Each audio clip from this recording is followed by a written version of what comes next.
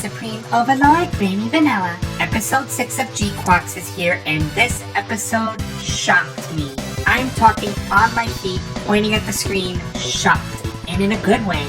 Now, there's no fights in this one, because this is definitely a setup episode, and boy oh boy were seeds planted. I'm really hoping that they don't screw this up. In this episode, we see some drama between Machu and Nyan. A naive betrayal is brewing, and we witness the rise of a new faction from another Universal Century series. I will say I have some thoughts about this series at the end of the review, as we possibly reach the halfway point of this series. But still, this episode is an absolute banger, and I am hyped to talk about it. So let's get that pesky spoiler out of the way and jump right into it.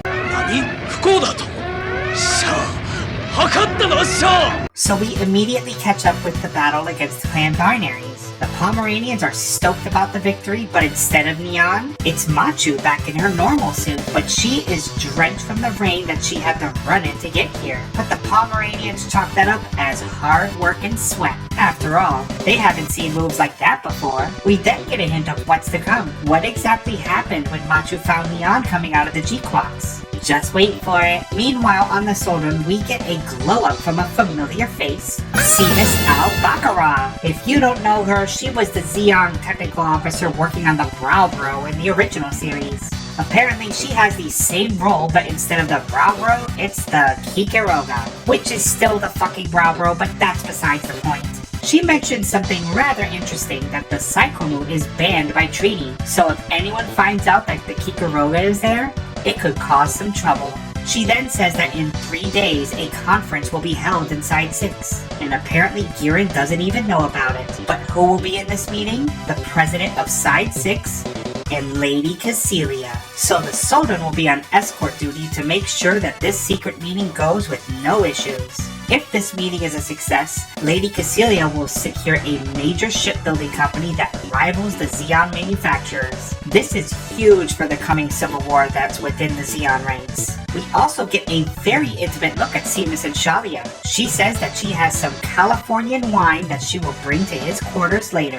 Ooh, Seamus, you go, girl. Later on, we catch up with Xavier, who meets with Cecilia's informant, but he is not alone. He is being tailed by Side 6 military police. Apparently, word has gotten around that the Kikiroga is arriving in the buffer zone of the colony. The Cecilia camp is on edge that such a powerful mobile armor showed up at the same time that a very crucial meeting is about to go down. The informant mentions that Shalia used to serve under Giran and thinks he could attack Cecilia. Despite Xavier's reservations, the informant reminds him that he's here to monitor him. Just before the title card, he tells Xavier that Lady Cecilia has a special assignment for him. Shalia's character in this series is very mysterious. His motivations are kept to himself. We don't know exactly what he's going to do.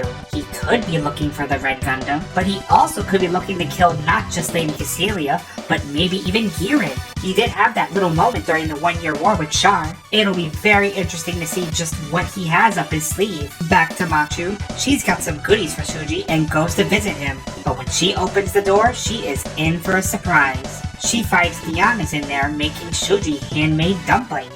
As she's making them, she's lamenting about how the last clan battle went. Nyan feels bad for using Shuji as a tool. Shuji spooks Nyan with a sniff and tells her that she's fine just the way she is. Or rather, the Gundam said so.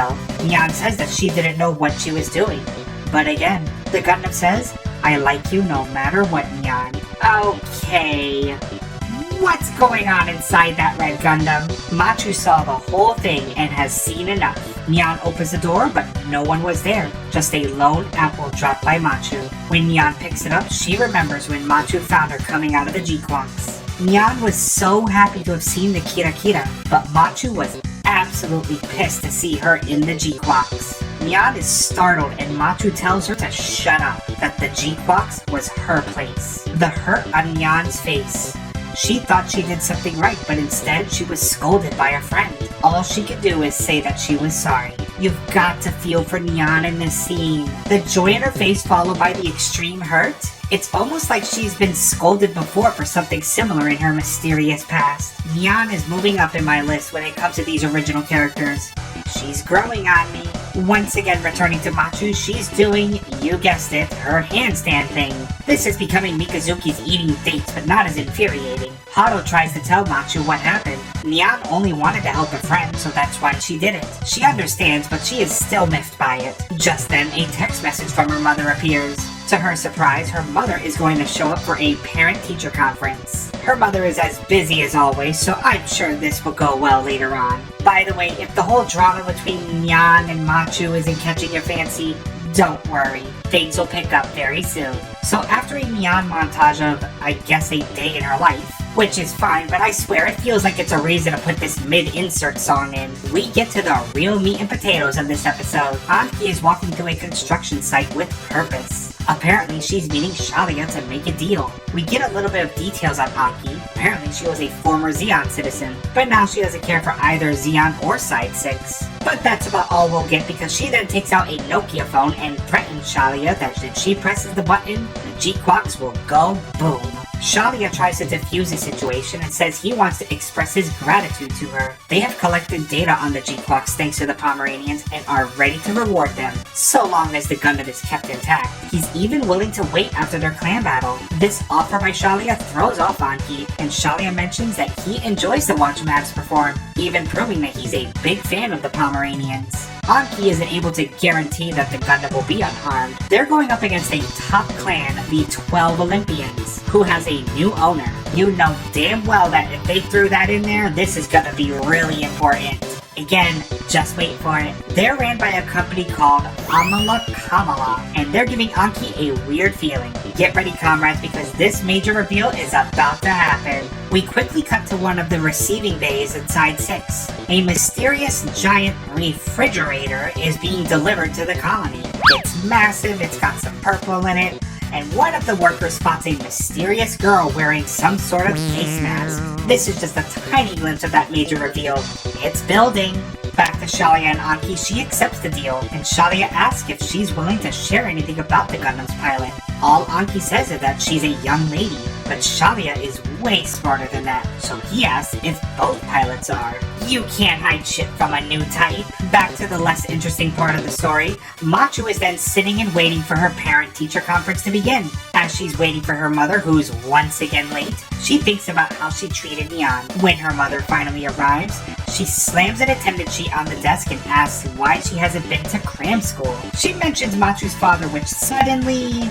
Machu is giving me some real Camille vibes all of a sudden. Athletic, assaults people, mildly autistic new type, separated parents perhaps? If Machu's father ends up being a mobile suit designer having an affair, I'm gonna crash out. By the way, interesting that I brought up Camille, right? Again, just wait for it. So the teacher tries to interject and ask Machu what does she want to do. She still hasn't turned in her career sheet and jellyfish isn't an option. Machu simply states that she just wants to swim in the ocean on Earth. Her mother tells her that is not a career, and Machu walks away in anger. The two clearly aren't connecting, and again, this is probably the least interesting part of the episode. However, there is a betrayal brewing in the background. Machu decides to go to the Pomeranian's hideout, but notices Anki and What's-His-Face talking. I honestly don't remember his name, and frankly, I'm too lazy to look it up right now. She listens in and hears Anki knows where the Red Gundam is hiding. Turns out Anki has been tailing Machu, and she mentioned that the Red Gundam has a hefty bounty on it. A bounty so high that it shadows clan battle prize money. So her plan is simple. Snitch on the Red Gundam's whereabouts, and as soon as they confirm the money's deposited, they are done with clan battles. In other words, they're throwing the fight so that they can get a bigger payday, and thus screwing over Machu. Anki is willing to toss the GQuuuuuuX aside as Zeon's brewing something even bigger. It's too much of a hassle to deal with it, so it's best to take the money and run.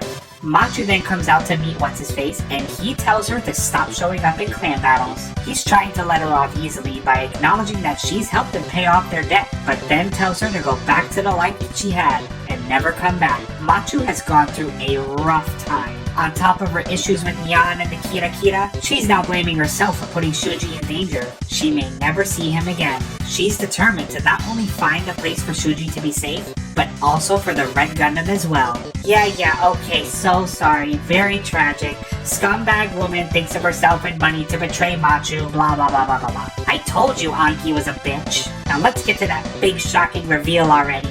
So on the Soren, they're doing some research on the Amala Kamala company, which is apparently based out of Japan. Big hint there. The Soren's captain, whose name escapes me, smells something fishy. That island is home to a Federation Special Research Facility. One of the crew members mentioned that this facility experiments on humans.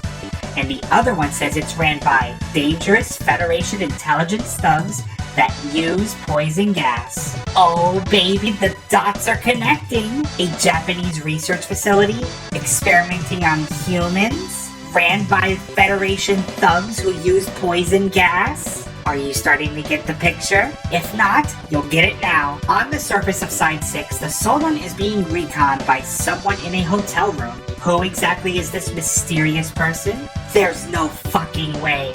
As soon as I saw the hair, I knew exactly who this man is. Gates motherfucking Kappa! Holy shit, comrades. I swear to you, when I saw Gates, I jumped out of my seat. For those who don't know, Gates Kappa is a obscure character in Zeta Gundam who's recently gotten some love. He has his own little cutscene in the mobile game UC Engage. He's a new type who, after getting a headache in Zeta Gundam, just disappears and is never seen again, depriving us of hot Gundam men.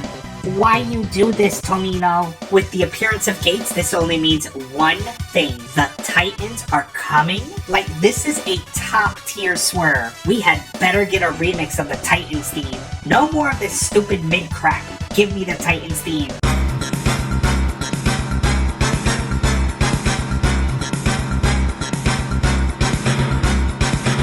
Not only do we see Gates, we get a glimpse of Earth, which, much like Witch for Mercury, it's in absolute shambles. In this flashback, Gates meets up with none other than Robotnik Glasses himself, Bosk Alm. It looks like the Titans are not the elite Zeon hunters that they used to be in Zeta Gundam. With their humble appearance, I'm willing to bet that they're terrorists. Bosk confirms that Shalia is the most powerful new type around, and that they developed Gates and other cyber new types who will take out those real new types. Bosk then mentions that Cassilia has stayed on the moon for 5 years, and they may never get another chance of taking her out. Within Zeon, there's hate for the Zabi family, and he is confident, so long as a certain child is kept under control, that they will succeed in their mission. So the plot to assassinate Cassilia wasn't going to be by Shalia, but rather the Titans? Or at least, I'm gonna call them, as of right now, Titans. I swear to God, if they do the Gelgug thing and name the Titans the Crossbone Vanguard, I'm gonna crash out. Anyways, Gage checks in on Do, which is this Molly cyber new type. He asks her why is she putting on her psycho suit. She mentions that she wants to go back into her real body. Gates is a little more self-aware and asks her what does she see in the reflection on the window. She says that she only sees a heart. And when he asks whose heart, she says the heart of the Psycho Gundam. Gates is shocked by this strange admission and also name drops Murasame Labs. Do then mentions that she wants to play in the Kira Kira very soon. You see what I mean, comrades? This episode went from mid to holy shit halfway through. I do wonder that with a name like Deux, which is 2 in French, would there be others from Murasame Lab that have the same number motif as 4 from Zeta? When the fuck did this even turn into Zeta Gundam? We then get the same damn insert song as Dion and Machu meet up at a shrine. I thought they were going to bury the hatchet here, but there is no time for that. Shuji is in trouble and they both need to save him. It seems like Shuji has gained word of this and was covering up his graffiti. Then, Xavier was seen running down an alley, but is suddenly surrounded by the MPs that have been tailing him. They regret releasing him and blame him for a mobile armor that's arrived. The MPs then draw their weapons on him, and despite Xavier saying his death won't change anything, they do not care. It will send a message to leave Side 6 out of Zeon's war. Gunshots were heard and all seems lost for our punching bag Xavier, which is what I would have said if it were true. Turns out both MPs are now dead. How did this happen? Like a fucking descending angel, Shalia comes in to save the day. But now they have a pair of dead MPs, which gives Side 6 a reason to escalate. So Shalia will contact Yurin's Secret Service to scrub the place clean. At least until the matter with Cassilia is done. Xavier then remembers the warning the informant gave him. Do not trust Shalia. Will Shalia go after Lady Cassilia? And if so, can Xavier bring himself to stop him? It's all coming to a head as Lady Cassilia makes her way to Side 6. Holy fucking shit, comrades. Things have gotten really interesting in this series. The swerve with the Titans being thrown in there, I was not expecting that at all. I was expecting these clan battles to keep going, but thank God, this might be the last one. Gates, Kappa, Bascom, who else from the Titans is going to show up? Shirako, Jared, Yazan perhaps? I mean, according to this leaked image, we've got a Hammurabi coming around at some point. Also, since we're on what could be considered the halfway point of the series, I do have an observation that I did tease at the beginning of the video. I will say so far, I have enjoyed this series more than I thought I would. I'm not saying it's absolute cinema, but it's certainly enjoyable. That said, I'm enjoying the subplot a whole lot more than the actual plot. I don't know what it is, maybe it's nostalgia, but I am more invested in knowing about Zeon, Shalia, the background politics, and now the fucking Titans. I care about that way more than Machu's woes with Shuji and Neon, or her wanting to be a jellyfish, or her and her mother not getting along. Like, I could really care less about the Kira was supposed to be in Shuji's place. There's way bigger fish to fry with the possible death of top-tier Zeon waifu Cassilia. I will also say, each episode has turned into a who's coming back in this episode type thing, which I feel is to be expected in an alternate reality timeline. This isn't me calling the show bad or anything, I'm just saying I'm way more interested in plot B than plot A. Seriously, we went from Mobile Suit Gundam to G Gundam and now Zeta Gundam in the span of 6 episodes. How could I not be excited about it? Anywho, comrades, that's the video. Please let me know what you think down below. Did you have the same reaction I did with the reveal of the Titans? What are your thoughts of the whole plot A versus plot B of the show? And will my beloved Lady Cassilia live to see the end of this series? Like, come on. Don't go killing off my beloved again, please. I'll see you next time as I review the next episode, Machu's Rebellion. Oh wow, so we have the Psycho Gundam fighting the GQuuuuuuX in the city, just like how Thor fought Camille in Hong Kong? Come on, this may as well be called Mobile Suit Gundam GQuuuuuuX. I can only hope Dude meets as bloody of an end as Rosamia and 4. Until next time, comrades, bye! Congratulations, you made it to the end. The cringe is over, unless you want more. Do it. Click those videos in the box. Do it. Do it.